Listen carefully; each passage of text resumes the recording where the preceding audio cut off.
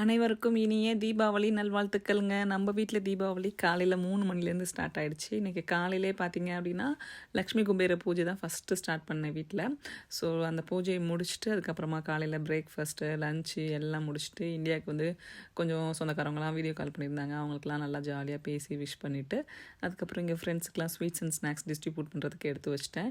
So சாமியெல்லாம் கும்பிட்டு முடிச்சுட்டு அவங்களுக்கும் கொண்டு போய் கொடுத்துட்டு பட்டாசெல்லாம் வெடிக்க ஆரம்பித்தாச்சு. சூப்பராக ஜாலியாக என்ஜாய் பண்ணோங்க. பயங்கர ஹாப்பியாக இருந்துச்சு. என்னோடய காஸ்ட்யூம் எப்படி இருந்துச்சுன்னு சொல்லிட்டு மறக்காமல் கமெண்ட்ஸில் சொல்லுங்கள். ஐ ஆம் ஸோ ஹாப்பி. சந்தோஷமாக வந்துட்டு இந்த தீபாவளி நல்லபடியாக போச்சு.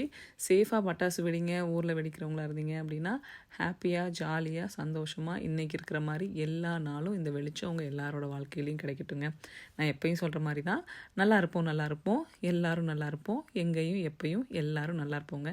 ஹாப்பியாக இருங்க, சந்தோஷமாக இருங்க. இன்னொருத்தவங்க எல்லாருக்கும் ஹாப்பி தீபாவளி.